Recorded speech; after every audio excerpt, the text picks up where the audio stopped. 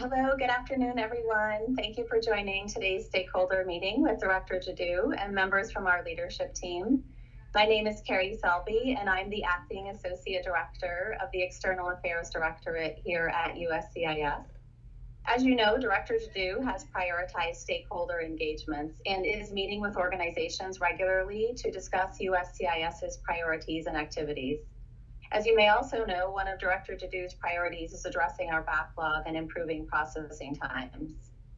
So during this afternoon's engagement, we will discuss the steps we are taking to do just that. To give you an idea of what today's engagement will look like, in a moment, I'll turn it over to Director Jaddou for some remarks. Then we'll hear from Dan Renaud, who serves as the Senior Counselor to the Director, leading an agency-wide effort to reduce backlogs and increase adjudication efficiencies. Dan will share some updates on our backlog reduction efforts and case processing times. After that, we'll hear from Doug Rand, who is a senior advisor in the director's office, who will share some updates on premium processing, EADs, and employment-based immigration. Following those remarks, we want to hear from you. So you can use the Q&A box here within Teams to submit your question or comment at any time during this session. I also want to thank you as we receive several questions, over 400 of them in advance, so we will look to address as many as possible today, but we'll likely not get to all 400 of them. Please do note that we are not able to address individual case-related questions about the status of a pending application. You can certainly visit our website or the USCIS Contact Center for case-specific questions. As a final reminder, our discussion today is not for media attribution. Any member of the media may contact our media affairs team for those purposes. So with that said, we can get started. Thank you again for joining us today. I will now turn it over to the Director of USCIS, Ur Jaddou. Thanks, Ur. Thank you, Carrie. Hello, everyone. Thank you for joining us today to learn more about our efforts at USCIS to tackle backlogs and reduce case processing times. I'm excited to share more information about our current and future efforts to address this important priority. As you can see on the screen before you, it must be, it not just is an important priority, it must be an important priority. I'm joined here by my colleagues, Dan Renaud and Doug Rand, who I'm so thankful they're a part of our team to help us tackle this backlog. They're going to highlight our efforts to develop and implement a robust strategy to efficiently adjudicate cases and ensure timely processing of applications, petitions, and requests. We're committed to keeping you updated on our efforts. It is a big one, and USCIS will host more listening sessions, more engagements throughout the coming year to help keep everyone updated on our progress. Today's topic, of course, as I mentioned, is so important. We are currently processing 8.5 million pending applications, 5.3 million of which are beyond our processing time goals. Over the past few years, a number of factors have hindered us at USCIS to keep up with the growing workload. The COVID-19 pandemic, the hiring freeze, the furlough that was related to that, all of that not only impacted our overall operations, but led to high workforce attrition, severely reducing our capacity amid a surge in receipts. The good news is that since 2021, USCIS has made some significant strides in addressing processing delays caused by COVID-19 and other factors while implementing the Biden administration's executive orders. There's no question we still have a lot of work to do, but I want to highlight some of our really critical successes. First of all, we reused biometrics for 2.5 million applicants since March 2020. We reduced the number of pending biometric appointments from 1.4 million in January of 2021 to a manageable, as of this month, 7,000. We fully eliminated the front log of unopened cases awaiting intake processing, which was more than 1 million receipts in January 2021, and that was eliminated by July of last year. We did this by expanding staffing and overtime at our lockbox facilities. And this year, I announced 5 priorities to guide our efforts to build on President Biden's vision of a fair, orderly, and humane immigration system and create a more inclusive and more accessible agency at USCIS. These 5 priorities, let me quickly lay them out here: strengthening USCIS fiscal health and management, increasing hiring and improving our employee morale. 3, promoting efficiency in USCIS adjudications. 4, delivering on our humanitarian mission. And finally, strengthening public engagement and customer service. Today, we're going to focus on our funding priorities and our efforts to tackle our backlogs and reduce case processing times. All right, so starting with strengthening USCIS fiscal health and management. We're committed to ensuring that we have the resources to responsibly manage our existing workload and execute key administration priorities. We've made great strides, but it's important to note that our backlog reduction efforts require resources, including to meaningfully support our humanitarian mission and to timely respond to surges in requests for benefits and services. The good news is that Congress has appropriated $275 million to our agency for backlog reduction efforts for fiscal year 2022, which is significantly more than in past years.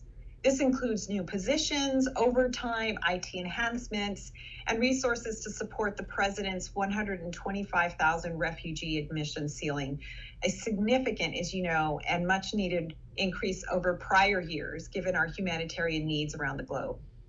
And for fiscal year 2023, USCIS is requesting additional funding in the President's budget to continue reducing our backlog, as well as bolster critical investments in cybersecurity, sustaining our E-Verify program, and continuing our citizenship and integration grant program.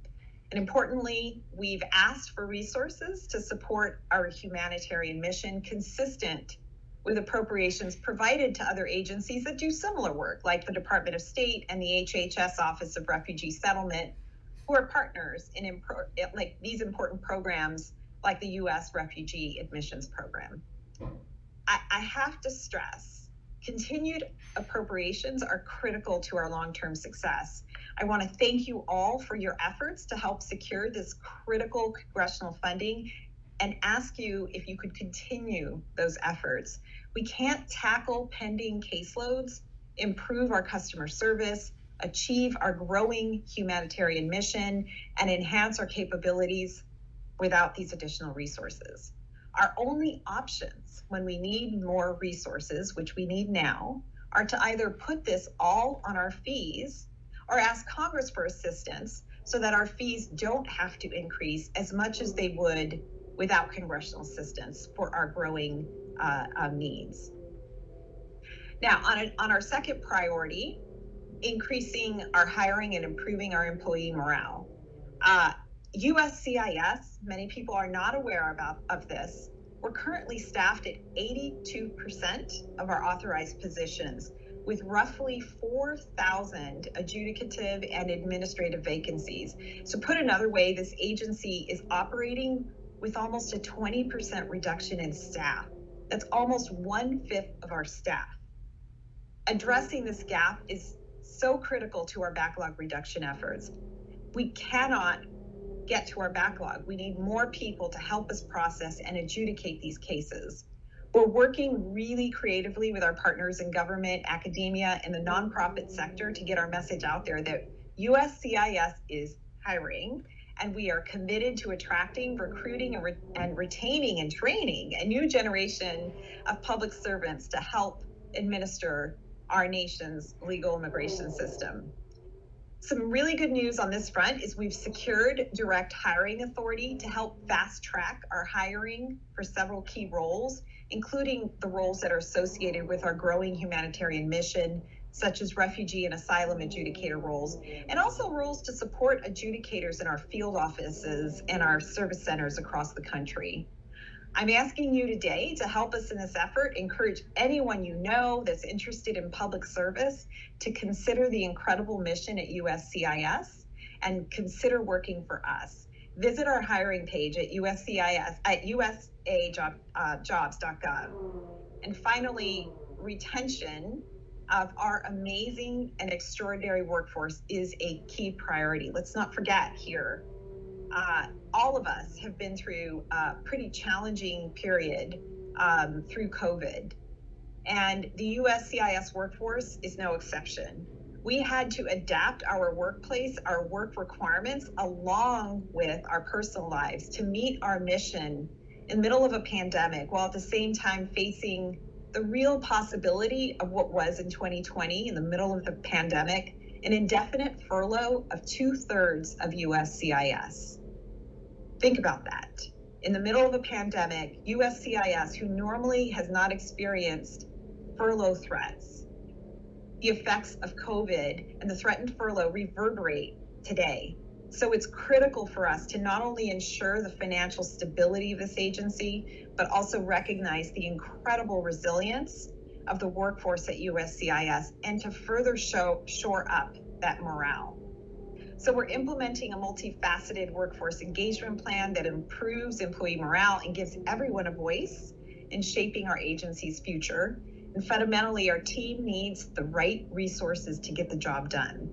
So our backlog reduction efforts help ensure that we're giving our staff smart and innovative tools so that they can efficiently adjudicate cases.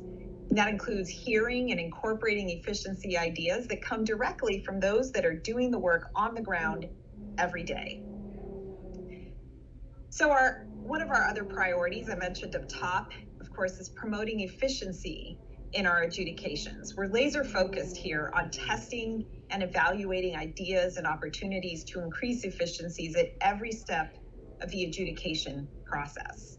The bottom line is, if there isn't a clear and sound policy, legal, or integrity or security reason for doing something that we do in our process, we're asking ourselves, do we need to continue to do that? And my colleagues Dan and Doug here today on this call will discuss in greater detail what that means and what we have recently announced and will help us achieve our backlog and processing time goals. But some of the things that we've set out to help us very clearly put us on a path with a strategy is to set internal agency-wide goals to guide our backlog reduction efforts to ambitious but achievable benchmarks by the end of the fiscal year 2023, cycle time goals. We've also, as many of you have recently seen, together with DHS, we published a final rule that allows us to expand premium processing in a responsible manner. This is really important to ensure that we expand it while ensuring it does not negatively affect non-premium processing, which is, of course, not only the right thing to do, but also required in the law that Congress passed. And on work authorizations, EADs, many of you recently saw, we published a temporary final rule that temporarily increases the automatic extension period for certain work permit categories from 180 days to up to 540 days. This increase will help avoid gaps in employment for pending work permit renewal applicants and stabilize the continuity of operations for U.S. employers while we get a handle on this backlog. So I'm going to close now by stressing, so that we can turn it over to Dan and Doug as quickly as possible, who will provide more details on what we're doing. I want to close by stressing that we're really clear-eyed about the work that's ahead of us, and we're not stopping with today's updates when it comes to making meaningful strides on reducing our backlogs and our processing times.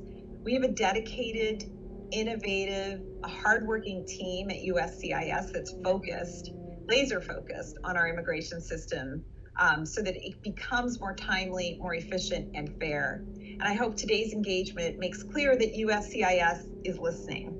Your feedback is critical. It's so important in helping us remain accountable to the public that we serve every day. We're committed to future engagements on this topic and so many others, and we look forward to hearing more from you and about how we can improve the timely delivery of our services. And I'm so glad I could spend some time with you today. And I'm going to turn it over now so that Dan and Doug can begin to provide some of that detail. Dan, over to you. Thank you, Director. We know, and it's very good to be here today and to share what we have to share with you. We know that backlogs and applications and petitions can cause anxiety and hardship in those seeking immigration benefits. As you heard from the Director, reducing backlogs and timely processing of cases is the highest priority of the agency. First, I'd like to expand on some reasons why we have backlogs. And I'm going to cue a chart here that'll stay up during the next few lines. But even prior to COVID-19, backlogs existed due to application and petition receipt increases. USCIS had seen increased receipts for several years, leading to a spike in 2017 that initiated much of the recent backlog growth. As with many other government services, COVID-19 drastically disrupted USCIS operations in numerous ways and dramatically added to existing backlogs. Nationwide closures in offices that conducted interviews for naturalization, lawful permanent residence, and asylum halted nearly all in-person services and delayed biometrics capture for many applications. All application support centers were also temporarily closed, and as a result, applications that required biometrics capture were paused. After reopening, USCIS implemented social distancing guidelines to protect staff and the public, but this significantly reduced production capacity for our interview-dependent work. Complicating matters, COVID-19 initially depressed receipts, which compounded the financial difficulties that the agency was already experiencing prior to the pandemic. One response to the budget shortfalls was a hiring freeze. The agency had to use existing staff to process new incoming applications, as well as work through the backlogs. During the year-long period when there was a hiring freeze, USCIS was losing capacity due to workforce attrition, even as receipts rebounded to pre-COVID levels. As you can see in the graphic before you, for those of you who can't see, the bar on the far left is July of 2019, which was months before the pandemic started in the United States. As you can see, we had a backlog of a little over 2.6 million cases. We were gradually reducing that to the trough, I guess, in April of 2020, and that was pretty much when we started closing down our domestic offices. We had about 2.4 million cases backlogged, and since then, the backlog has grown to a steady rate. Until February of 22, we're happy to say, in the first quarter of calendar year, second quarter of the fiscal year of 2022, we have seen for the first time in almost 2 years, we've seen the backlog begin to decrease. We are optimistic about April as well, and we believe that this is a turning point for where the agency is in terms of a backlog. Now, I know that going from 5.25 million to 5.23 to 1.69 million is not going to give a lot of people out there a lot of comfort. But it is a trend. We are reversing the increase in the backlog. This has been mainly due to managing for success, for getting out a message that production is important, that we need to get a handle on these backlogs, we need to improve processing times, and that is what you're seeing in this chart. What you will see in future months is results of some of the initiatives that we're going to talk about next. So, as you know, the hiring freeze has been lifted, and we're working to recruit and hire new staff, but it will take some time for our staffing to return to full staffing levels, and for those new staff members to be fully trained. In the meantime, we're going to be leveraging overtime in order to increase capacity. We've moved forward with new flexibilities, even under the constraints of the pandemic, and to highlight just a couple examples. To mitigate the effects of biometrics capture delay, USCIS has made efforts to reuse biometrics when possible, which not only saves us time, it allows a case to become adjudication ready sooner. And it also does not require the applicant to travel to an application support center for biometrics capture. USCIS has conducted interviews using video interview technology and applying creative solutions to ensure social distancing requirements are honored and also to better balance workloads across the nation. Thirdly, since July of 2020, we've conducted over 160,000 video facilitated interviews. Over 110,000 of those have been for naturalization cases. On March 28th, we announced a trio of efforts designed to increase efficiency and reduce both the number of pending cases and overall processing time.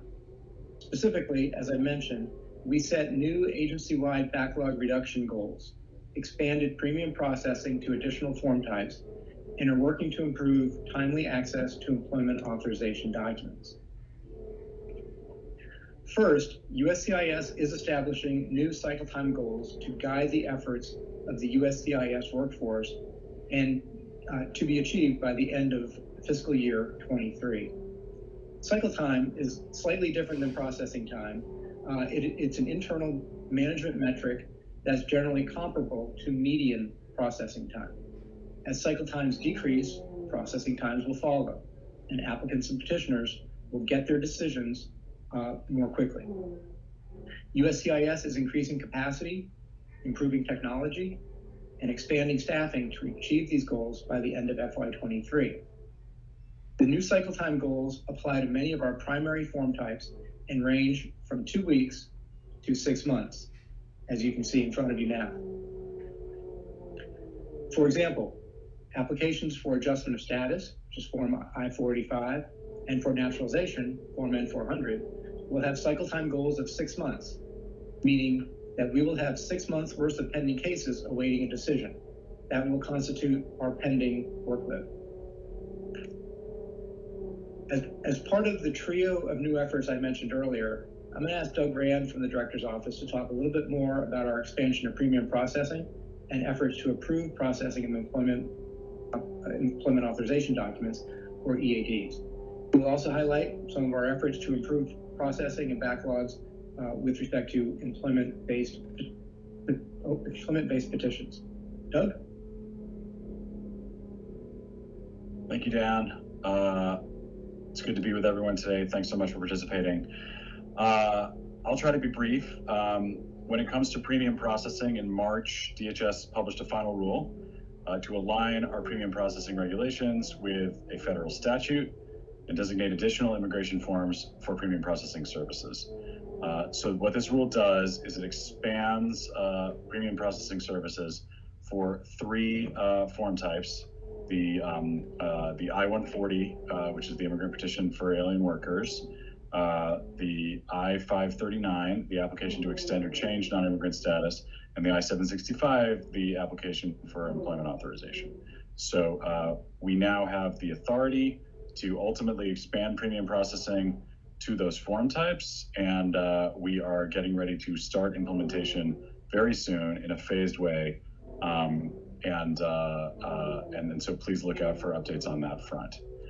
When it comes to employment authorization documents, also known as EADs or work permits, we are aware of the toll that an expired work permit or a soon-to-expire work permit can take on individuals trying to support their families. And so we've taken a number of steps to try to make sure that people who are eligible don't lose their employment authorization, and to speed up our own work permit application processing. So just to give a couple of examples, we provided an expedited process for healthcare and childcare workers renewing their work authorization. We've increased the work permit validity period from 1 to 2 years for certain adjustment of status and humanitarian applicants. We've updated our policies so that the spouses of E and L visa holders no longer need to apply for a work permit in order to be employment authorized. And we've added certain spouses of H-1B workers to the list of work permit categories that are eligible for an auto extension. All of these measures reduce the number of employment authorization document applications we receive in the first place, allowing us to utilize our limited resources more flexibly. I also want to emphasize that earlier this month, we announced a temporary final rule, which increases that automatic extension period for certain applicants from 180 days, which was this old status quo, to now up to 540 days. So this increase in the auto extension, which became effective on May 4th, will help avoid gaps in employment for non-citizens with pending EAD renewal applications and stabilize continuity of operations for U.S. employers. I want to emphasize that this auto extension applies to most people, but not all, who have a pending work permit renewal. Those categories that it does apply to include asylum applicants, adjustment of status applicants, asylees, refugees, TPS beneficiaries, and most other work permit categories, although it doesn't apply to certain other ones. If you'd like more information about who this applies to and who it doesn't, please go to uscis.gov/EAD auto extend. That's uscis.gov/EAD auto extend. That page is available in English, Spanish, Arabic, Chinese, French, Haitian Creole, Portuguese, and Russian. It has a wealth of information for those who are in this situation and want to learn more. But by and large, what this does is that for people who have applied for a renewal of their work permit and applied in a timely way prior to its expiration, instead of having a 180-day extension, it's a 548-day extension, which means a lot more time before one has to worry about an expiration. And also, if work authorization had previously expired, it is restored. So again, we have a wealth more information on the website that I encourage you to take a look at. In the interest of time, I'll close here and just say, as you can hopefully see, there's a great deal we're doing to reduce backlogs and processing times, to support individuals and their families and the nation's broader economic needs. We know, of course, that we have a lot more to do here, and I and my colleagues appreciate you joining us today to hear the latest news. So thanks again, and back to you, Dan. I'll actually take it, Doug. Thanks, Doug. So thanks, everyone. Thank you, Director Jaddou. Thank you, Dan. Thank you, Doug. So now what we would like to do with this part of the engagement is we would like to hear from you. So I can see that many of you have been submitting questions or comments using the Teams Q&A feature. So thank you for that. You can still submit a question using this function on the screen. So there's no sort of timing out of the ability to do that. And as I mentioned earlier, we appreciated the questions that many of you submitted in advance. I believe we had a little over 400 of them. So what I'm going to do right now, while the team is pulling out some of the questions from the Q&A box, I want to, again, thank you for the questions we did receive in advance. And so we won't be able to get to all of them, but I did want to start with one that many of you inquired about, and that is on the topic of unused LPR cards or unused green cards. So it came in, the one that I'll choose, which kind of covered the topic pretty well, was a comment and then a question. So I'll just get right to it. It says, thank you, USCIS, for your dedication in clearing the backlog as much as possible. The number of people who are receiving their green cards are a clear testimony for your efforts. With all of these efforts going on, any idea how long it will take to clear the backlog? And will there be any wastage of green cards this year? If there is any, what additional measures are being taken to ensure that there is no wastage? And so, Doug, based on some earlier comments you made, it'd be great if you could take that question. Sure. Thanks, Carrie. We know this is on a lot of people's minds as we approach the end of the fiscal year. And I want to reassure everybody that it is a top priority that we are working on every day to make sure we utilize all of the employment-based green cards that we can to the extent possible. And I want to just speak a little bit about how we got here and how we're going to achieve this goal. So as many of you know, just the way our immigration laws are structured, any unused family-based visa numbers at the end of a fiscal year fall across the next year to become employment-based. So because of COVID and because of all of the consulates around the world, that some of which remain closed, there was a much greater than average number of employment-based green cards last year in fiscal year 2021. This agency, had inherited a lot of issues, as you heard from the director, We overcame a lot of obstacles, including eliminating that front log of 1 million unopened applications and eliminating the queue for biometrics and all that stuff. At the end of the day, at the end of last fiscal year, we were able to process and approve more than 175,000 employment-based adjustment of status applications, which is 50% more our typical workload. That's the good news. The bad news is we know that means a lot of numbers went unused, which is something we don't want to repeat this year. So now, in this fiscal year, we have between us and the Department of State, approximately 280,000 employment-based green card numbers, which is almost double the usual number that we need to utilize before the stroke of midnight on September 30th. Only Congress can fix this problem in the long term, of course, but we are working really hard to utilize all of those numbers. We've launched an agency-wide effort to use all available policy and operational improvements to do this. That includes a number of things where we need your help to spread the word.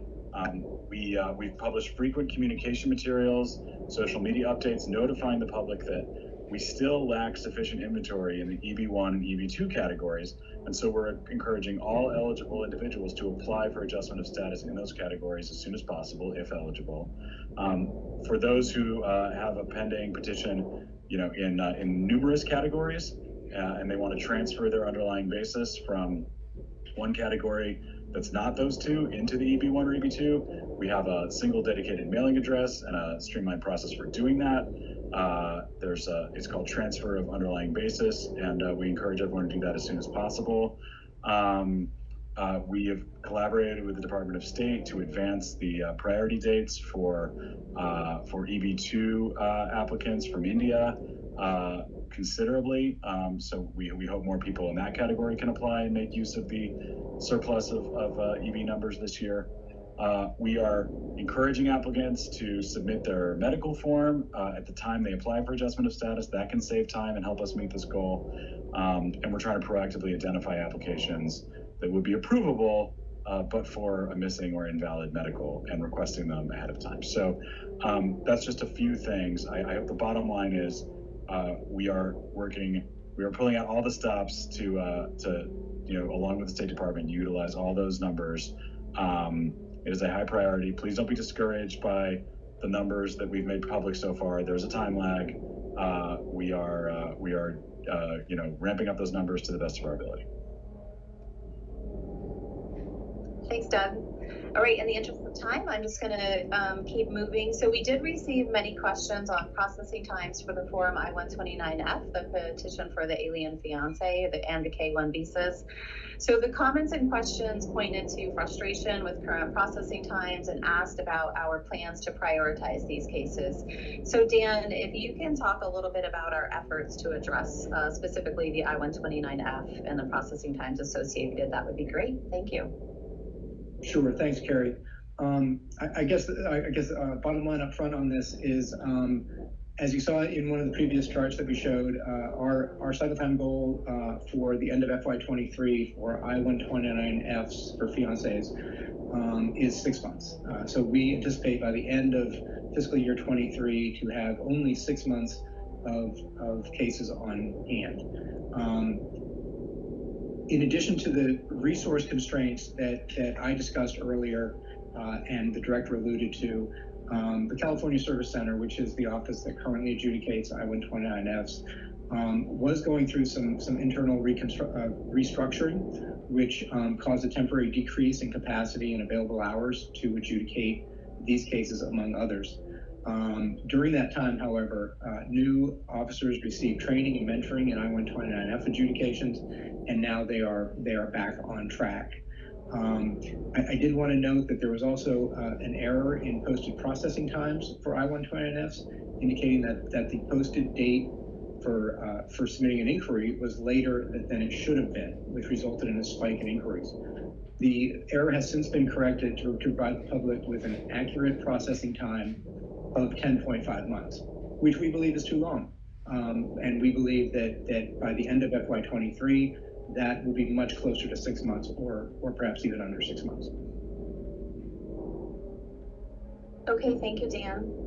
I'm going to take one that I saw come in through the live Q&A. So it's a good question. And I know for some of you, I know we had a bunch joining at the beginning, but not all participants that are in this engagement now joined at the very beginning. But if you were on, you saw our slide kind of flashing by that said that USCIS is hiring. You heard Director Jaddou talk about going to our USA Jobs site to share that. So there was a question that says, is there a particular section on USA Jobs for USCIS jobs where they're listed? I know many people who have tried finding these jobs but are unable to locate any of them. Relatedly, does one already have to be a government employee to apply, or are they open to the general public? So great question. What I would say on that is anybody can go to USA Jobs, the usajobs.gov site, and create an account. And I would encourage people to do that. By creating an account, you can set up your profile, upload a resume, and you can indicate the jobs throughout the government that you would be interested in and being notified on. So some jobs do require you to be a government employee, but not all do. And so what we would relay to all of you to share is for the public job posting. So an individual would want to set up their profile to look for those public searches. So once somebody goes in and they can select all of that information, they can set it up so that they do get all sorts of job announcements. But if they are not a government employee, they would need to make sure that that feature is on that shows them the public job notices as well. So all sorts of jobs on there, and I do appreciate the question. And certainly if any of my colleagues want to add to that, please feel free. But we love the question, and we are hiring, so we encourage everyone to take a look at that. Yeah, Director Jaddou, did you want to say something? I thought it looked like you were going to. I did, yeah. So just so that, because I just want to make sure that whomever is raising this question is going to the right website, because I just went on my personal phone, so that way it's not from a work computer, a federal government computer, but I used my personal phone and just go to usajobs.gov, and if you type in the search, just literally click that search and type in USCIS. There are postings right now for 83 jobs. Obviously, there may be some that might be some requirements that may not meet what you have, but there are 83 different jobs posted at the moment. And we're going to keep posting until we fill. So, and it really is, I just wanted to make sure that I wasn't missing something and that it's only internal to the federal government. It's not, it really is there. That's great, thank you. If I could add one more thing, Carrie. Yeah. Yes, please.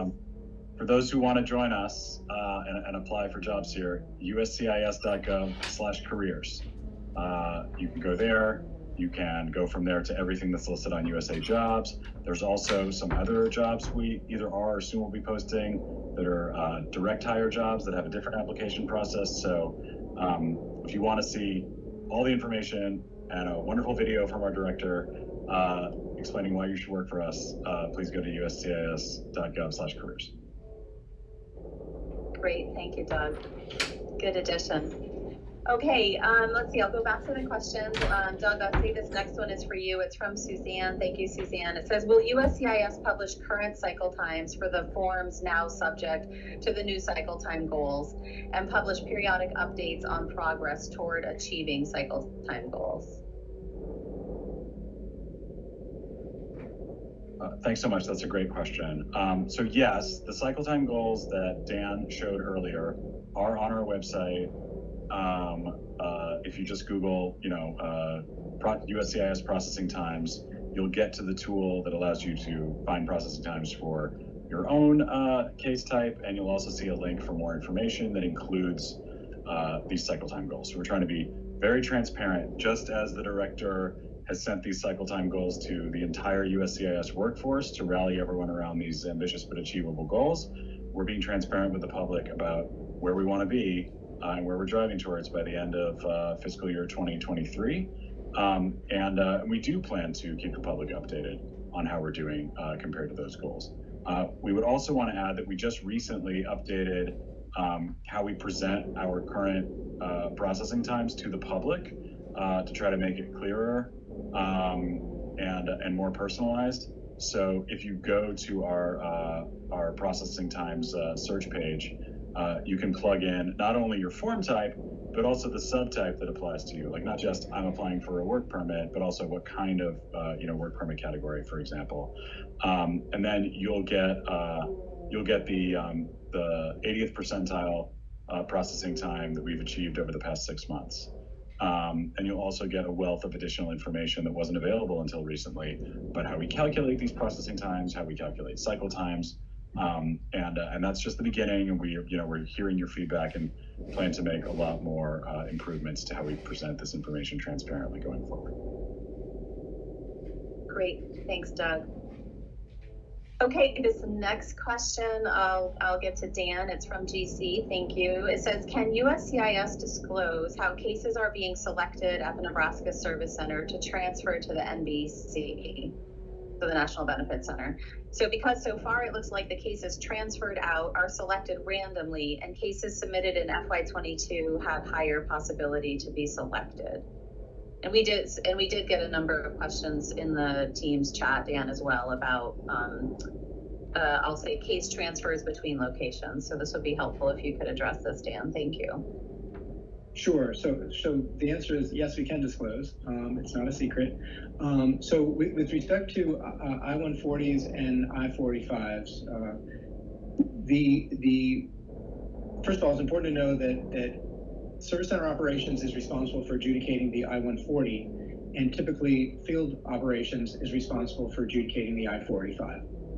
So, and that's a recent switch. We recently moved more of the I-45 adjudications from service centers to the field in order to allow Service Center Operations to focus more on the I-140s and kind of expand our capacity to make sure we use as many employment-based visa numbers as possible this year.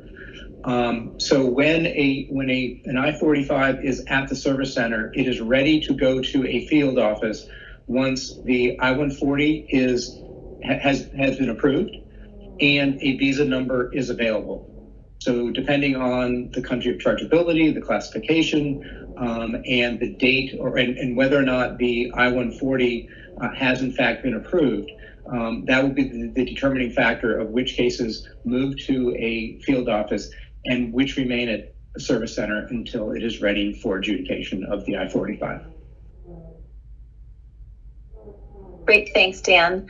So Dan, I'm going to give this next one to you. It's talking about average time to train a new employee, and so with some of the things we've been talking about. So the specific question that just came in from our live Q&A is, what is the average time to train a new employee? So for example, if a new employee was hired today, how many weeks or months would it take to see them meaningfully, efficiently processing? If you could address that, Dan, that'd be great. Thank you. Yeah, sure, I can. And I'd say it depends on workload, but while completing full new officer training can take many months, because we do send people to, or we have a 6-week training program for new officers that can either be done remotely or residentially. And that's sometimes scheduled long after they enter onto duty, especially when we're in a hiring surge. Typically, most officers are able to process non-complex cases months after coming on board, and certainly, within 6 months, we believe that they are fully capable of taking on a full load of work. So that's what we use for planning, and I think that's generally what we average. We are working on our basic training and our specialized training in the office, our case-specific training, to make sure that we are using the most modern techniques, and that we are doing what we can to get people such that they can hit the ground as quickly as possible and be fully trained and confident. Not only they're confident in the decisions they're making, but that we are confident that they're making the right decision in a fair and unbiased way. Thank you. Okay, Doug, I'm going to have this next one go to you. You did talk a little bbit about this in your opening remarks, but given the importance, I thought it might be good to just highlight some of the numbers we're seeing. So it's about the employment-based delays. So the question that has come in says, it's been almost 4 months since USCIS requested the applicants to transfer their underlying basis from EB3 to EB2 category. Can we know the progress of the applications received by USCIS so far on this? Thanks, Carrie. I'm really glad we got that question and that we can address it.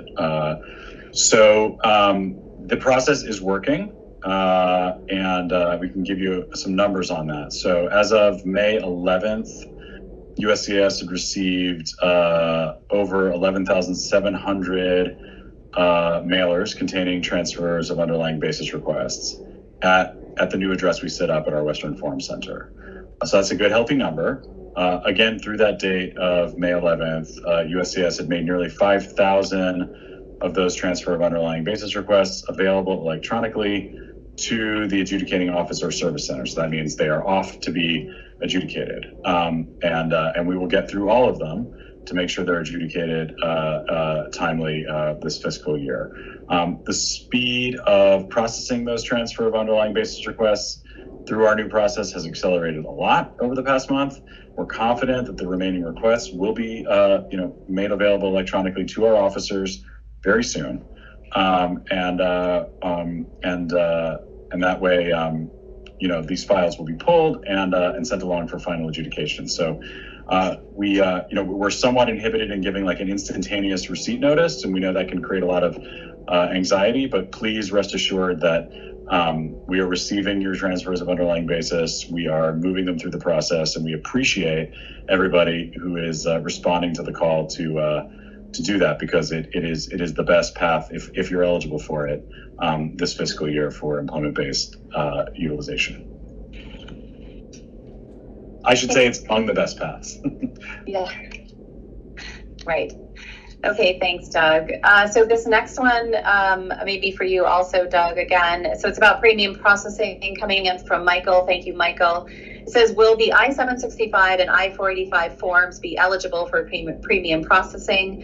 If yes, when will this premium processing process be available for applicants? And I would say related to that, I'll let you think about that for a minute, Doug. We got a question just now in the chat. Could you please let us know when the premium processing expansion announced by USCIS on March 29th will be implemented? Any specific timeline that you might be able to share on that? Thanks, Doug. Great. That's a really good question. Thanks, Carrie. And thanks to the folks who posed it. So in 2020, Congress said that our agency had new authority to expand premium processing in 3 instances with a particular fee established by Congress and a particular turnaround time specified by Congress. And if we stuck with those parameters, then we could expand to those forms without the lengthier public comment process. So that's what we announced a little under 2 months ago, and that's what we will start implementing in a matter of weeks, because the 60-day effective date is coming up. We're not going to be able to do it all at once because, as the director said earlier, Congress also said, as we expand premium processing, we can't slow down processing for those who don't pay for premium. So we have to make sure, the rising tide lifts all boats, in a sense. So what we announced is that we're going to expand premium processing first to those individuals with an I-140 employer-based petition that weren't previously eligible. That's coming first. Then we'll move on in a phased approach to expanding to I-765s, which are work permit applications, and I-539s, which are changes of non-immigrant and extensions of non-immigrant status. So there's a lot of subcategories within that. We'll be as transparent as we can be about how that sequencing is going to work in the future. I also want to add that other forms, like the I-485 that was asked about, Congress gave us the authority to expand premium processing to other forms and to set the fees and justify the fees and turnaround times that make sense. But for all those other form types, that would require a full notice and comment rulemaking, which takes quite a while. So, in terms of expectation setting, the 3 forms I mentioned earlier, those are on track for us to expand to as soon as we possibly can operationally. But all other forms would require future rulemaking. Great, thank you, Doug. Okay, we have a little bit of time left here, so I'm going to go to some general backlog and processing time questions. And Dan, I'm going to tee up the first couple for you. This one's coming in from Mari. Thank you, Mari. It says, which factor would you say limits USCIS from reaching its pre-pandemic timelines? Is it staff, technology, budget? A few months ago, USCIS said new officials were being hired and trained. Are they already working? So if you could address that, Dan, that would be great. Thank you. Sure, thanks for the question. I think that, as outlined, I think the pre-pandemic timelines were impacted by two things. Impacted by a couple of things. I think the main thing, though, was staffing. We simply did not have staff on board to handle the workload that was coming in.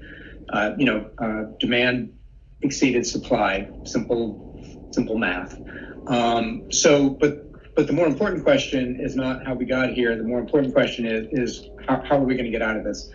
And I think the answer there lies in all three things. It lies in increasing our staffing. It lies in looking at our processes and our policies and seeing what we're doing, as the director indicated, that is not necessary and may not be adding value, either from an adjudicative value, from an integrity standpoint, or from a security or public safety standpoint, and questioning whether we should modify our process or our policy. And I think that we are also looking at what our technology can do for us in order to better serve the adjudicative mission. Heretofore, when technology started, when we started using technology, and I've been around for a few years here, our systems did a really good job of recording what officers and assistants did. We're starting to change that paradigm to where the systems can actually do some of the work, some of the routine checking and validating against systems, and really taking some of that ministerial, menial work off of the adjudicators, presenting them with information on which to make a decision, which should speed them along. So I think while the lack of resources in terms of human resources was the main reason why we ended up not producing the amount of cases that we would have liked to, I think the answer is a three-pronged answer in how we get out of this. It's about people, it's about processes, and it's about technology. Great, thanks, Dan. So another question, just in terms of kind of general processing, is would it not help if you were face-to-face? And this is from Sally. Thank you, Sally. Would it not help if fewer face-to-face case interviews were held? Less complex cases could be identified and dealt with quicker instead of being behind the more complex cases, which take up considerable time and resources. Again, the answer is we believe so. We have done fairly extensive studies and analysis initially with our employment-based 485s. If you recall, there was a period of time for a few years where we were interviewing employment-based adjustment cases. We did the work, we looked at the analysis, and we determined that there was not appreciable adjudicative value in interviewing all of those individuals applying for adjustment of status. We then looked at, and we just recently announced that we are moving away from interviewing every I-751 applicant who consular processed. Again, we had interviewed those individuals in connection with their I-751 for a couple of years. We looked at the data, we conducted the analysis, and we are now moving to more of a risk-based approach to interviewing. We are in the process of doing the same for our family-based adjudications, our family-based adjustment of status, as we have also done. In fact, with this larger workload, we collaborated with DHS Science and Technology, and we had a multi-year study to evaluate the value of the interview, when it added appreciable value, when it did not. And we have set up mechanisms whereby we can rely on risk and complexity assessments of cases to better utilize our officer resources. So we are absolutely moving in that direction. Where we can, where the law and regulations allow us to complete an adjudication without an interview, we are looking at those processes. Again, this goes back to what the director said. If we're not required to do it by law or regulation, let's look at when and if we should be doing it. Certainly do it if we're getting value out of it. But if we're not in certain cases, let's see if we can be more efficient in those areas. Kara? Thanks, Dan. Okay, Doug, there's a question from Mari. It says, is there a plan to make all visa categories e-filed? You could take that, Doug. Thank you. Great question.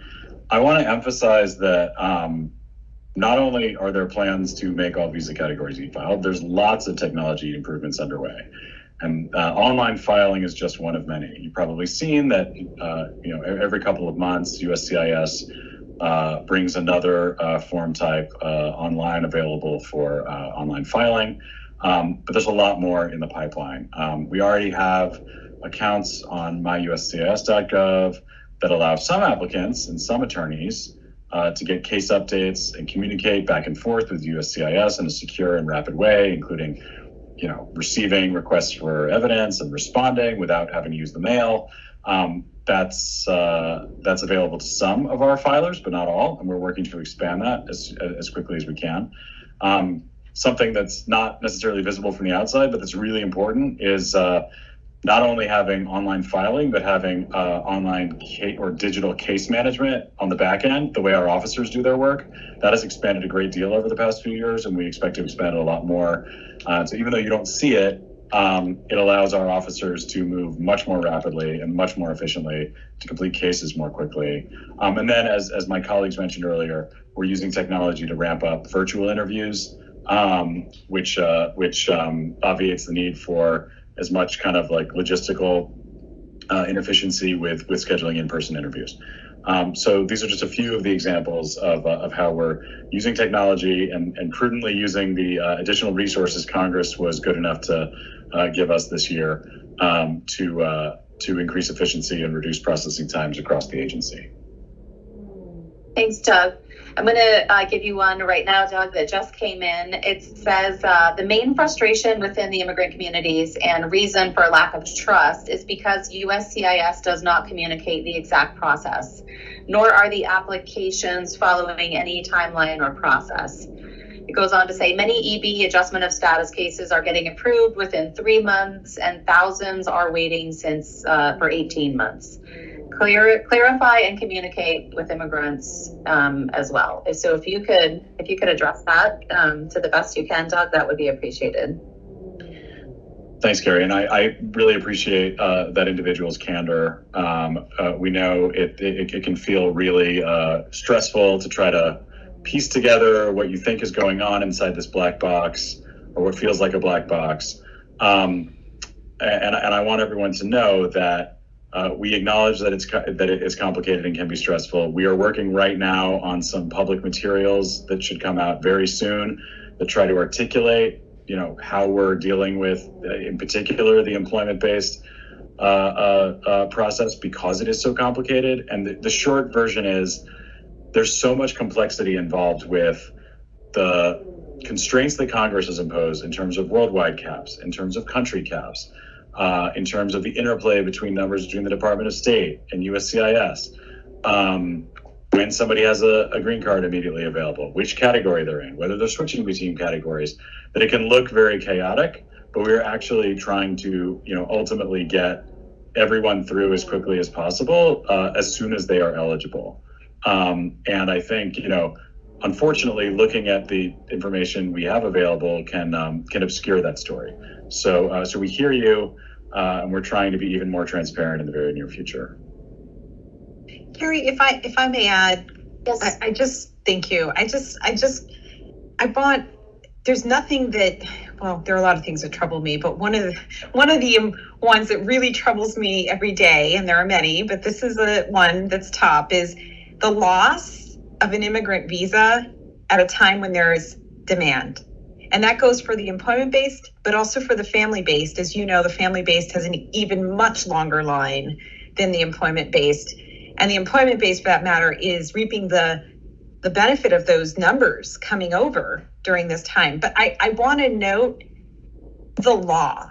The law was built not at a time when there were, millions of people in the family-based backlog and hundreds of thousands of people in the employment-based backlog. The law did not consider that very well. And even where it has, that's not how it's been interpreted for since it began. And then I want to add, the law had no way of interpreting a worldwide pandemic like COVID. So for State Department consulates to be closed because of COVID for as long as they have, and the movement of visas across categories in their relationship to the per country caps, it is so complex, and we are trying every single day to try to maneuver that so that we can maximize our ability not to lose a visa. It is not easy because in the middle of that, we're also trying to process as much as we can with the resources, the limited resources that we have that we were describing through this entire call. So if I can stress one point here, the law needs to be changed so that it can reflect the realities that we're in, and not just that we were in before the pandemic, but now allowing for some flexibility when we do run into situations like this. Hopefully we won't.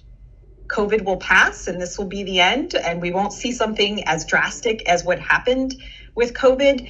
But that is what we're dealing with, and we are pulling out all the stops wherever we can. And I know it's frustrating, but it is honestly frustrating for us to figure out how to do that and pull all the tools that we possibly have at our disposal. But we're going to do the best that we can, and we are working towards not losing a visa this year. That's great. Thank you, Director. So I know we were scheduled to end at 3:00. I know it's a little bit past, and certainly if anybody has to drop, we understand that. We are really getting a lot of great questions, and we really appreciate your feedback. And this is why we want to do these sorts of engagements. So I do want to get to one more that was asked. It's about the FRC file delays, and I'm going to ask Dan to address this question. It's coming in from Kumar. Thank you, Kumar. It says, do you see any backlog or maybe backlog relief in fetching A files from the NRC? So I don't know, Dan, if you could talk a little bit about what we've been doing with the National Records Center and getting A files. Thank you. Sure, and I can, Kara. And just for background, the USCIS National Records Center is responsible for storage and processing of about 80 million files. When we request files for adjudication, whether someone is applying for naturalization or adjustment status or some other benefit, and we're required to look at the applicant's A file, we request it from the NRC. There is a large holdings at the Federal Records Center, which is run by NARA, not by USCIS. And during COVID, NARA was cautious in their reopening, which delayed a number of our file requests. The good news is since March of this year, of 2020, over the last couple of months, I don't know the date in front of me, but over the last couple of months, we've made significant strides to reduce the number of files we were waiting for. We've worked, the National Records Center has worked with the Federal Records Center and deployed a number of strategies to increase the weekly number of files received from the Federal Records Center and reduce the number of pending requests. These efforts have reduced the backlog of files we're waiting for by over 60%, and the number continues to decrease daily. At the current production levels, we expect to have eliminated this backlog of files from the Federal Records Center by July of 2022 of this year. So a couple of months ago, we were kind of at our wits' end trying to figure out how we were going to get these files, but the Federal Records Center is closed. But we are, I guess, about 60 days away from being back to normal operations. So hopefully the challenges that we've seen with those delays, and we understand them, and the impacts they have, we hope that those will be short-lived. Carrie? Thanks, Dan. So I just want to thank you all for this really helpful discussion today. As I mentioned, we've received a lot of questions and a lot of comments through the chat, so this is really helpful, and we are going to be following up on a number of these. So right now, I would like to turn it back over to Director Jaddou to close us out. Thank you again. Thank you, Carrie, and thank you, Dan and Doug, for really, I think this is a great start to in future opportunities like these. And really, I always say this, we are at USCIS committed to expanding as much as possible our public engagement, as much as possible where we hear you and you hear us, so that we can work together and improve what we do here. We are ready to listen, and if there are more sessions like these that are helpful, we will continue to have them, large, small, and we will do that. And I want to thank my partner here, Carrie, for setting this up, and her team, an incredible team here. I know we will do more of these, and I'm looking forward to it. This is the type of engagement, I think, that helps everyone. So let's continue doing that. Thank you, Director Jaddou. So just for everyone's benefit, our public engagement team is going to take a closer look at all the comments and questions. But in the meantime, please feel free to reach out to us with anything. You can email our public engagement team. It's public.engagement@uscis.dhs.gov with any follow-up questions you may have. And I'd like to thank Director Jaddou, Dan, and Doug for participating today. And I'd also like to thank the USCIS public engagement team for all of their work on this. And especially thank you to all of you for joining us today. Your feedback, your partnership is really important to us at USCIS, and we really look forward to engaging with you further. So thank you, everyone, and we hope you have a wonderful afternoon. Thanks for your time. Bye-bye.